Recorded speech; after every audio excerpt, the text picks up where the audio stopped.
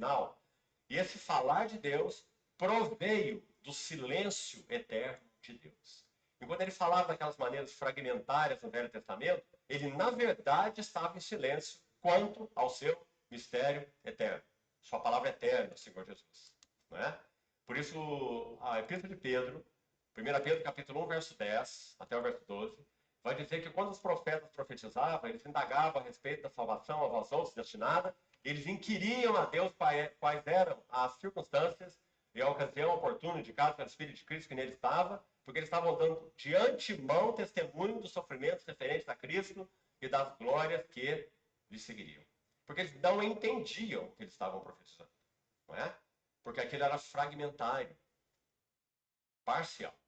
Mas então, quando o verbo se faz carne, esse é o falar definitivo de Deus. De onde ele proveio? Do silêncio eterno de Deus.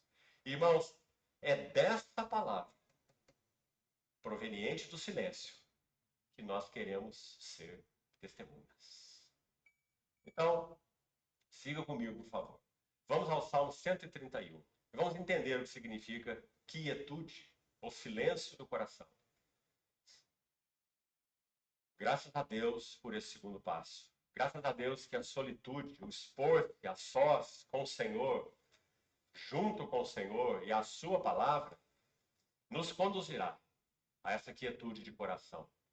Quietude inabalável, quietude diante de perturbações, quietude diante de provações, perseguições. A quietude mediante as perturbações. Então, eu recentemente fiz um teste muito interessante também, que a pessoa ficava me agredindo e não parava de falar, né? E eu ficava olhando para o meu coração, né? Como está meu coração? Chorando, de certa forma, para a pessoa que estava me agredindo, eu a amo, né? E o meu coração estava sereno, compaixão, misericórdia. Certamente é o que, guardado as devidas proporções, era que Cristo sentiu naquela cruz, ou quando batiam nele, ou quando condenavam, né? Ele foi condenado 6 vezes do dia para a noite. Então hoje eu entendo que é aquele coração quieto, né? Quieto, sabe por que está quieto? Porque aquele coração está apoiado em Deus, né? É como se eu tivesse, imagina um nenê que está deitado no peito da mãe, ele já mamou, ele está ali calmo, ele tá satisfeito, ele sabe que a mãe vai proteger, ele não tem medo de nada, ele tá, tá tudo de bom para ele. E assim é um filho de Deus, assim como era Cristo, quando era não, é Cristo, quando ele passou pela cruz, ou pela carregar a cruz, ou quando ele foi agredido, quando ele apanhou, etc. Ele estava com o coração assim.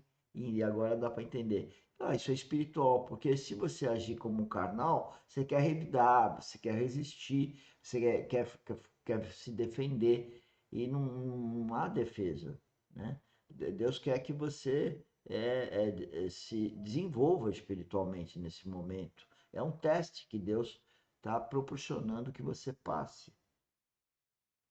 É isso. Aflições, privações, Privações, perdas, seja o que perdas. for. Salmo 131, com certeza um dos mais lindos salmos de Davi. Impressionantemente, tem apenas 3 versículos. Salmo 131. Senhor, não é soberbo, altivo, autossuficiente, autoconfiante. Não é soberbo o meu coração, nem altivo o meu olhar. Não ando à procura de grandes coisas e nem de coisas maravilhosas demais para mim. Pelo contrário, fiz. Eu fiz. Está vendo, irmão? Ele não diz o Senhor fez. Ele diz eu fiz. Eu fiz. O que eu fiz? Eu fiz calar Eu fiz e calar sossegar e a sossegar minha alma. a minha alma. Como a criança desmamada se aquieta nos Aí, ó. braços de sua mãe. A tradução literal dessa última frase diz assim: como uma criança que já não precisa mais do leite de sua mãe. E lembro que aqui, certa vez, usei uma figura para os irmãos. As mães são uma figura muito interessante. Elas acham que o bebezinho as conhece mesmo, não é? Então, quando a mãe sai de casa e fica doida para voltar, porque seu bebezinho está lá, né?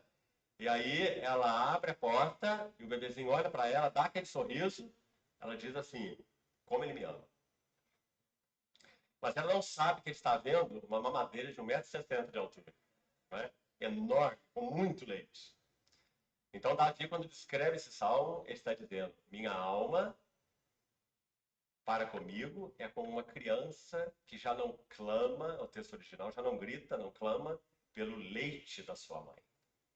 E se ela já não clama pelo leite da sua mãe, o que é que ela encontrou na sua mãe? Um lugar de aconchego, né? É o De exemplo que eu tinha refúgio, dado. de acolhimento. Que coisa mais linda, irmãos. Então, ele segue assim. Como essa criança, essa que já não mama, essa que já não vê a mãe assim, e não é uma figura nossa. Quando nós criamos o Senhor por sua graça, nós também olhávamos para o nosso Pai Celestial como uma grande mamadeira. O que é que o Senhor vai me dar agora? O que é que o Senhor me dá depois? O Senhor me dá isso, me dá aquilo, abre essa porta, fecha a outra, não é? E assim é. E nisso se resumem nossas orações, tantas vezes.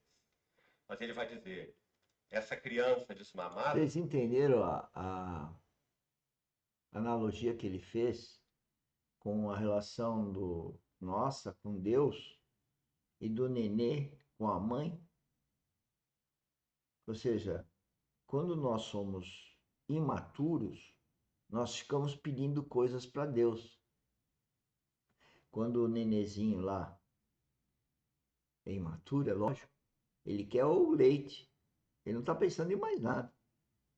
Então, quando nós somos imaturos, a nossa oração está em chegar para Deus e pedir as coisas. Quando nós temos maturidade, nós falamos para Deus, para Ele nos apontar nossos erros, o que nós devemos fazer.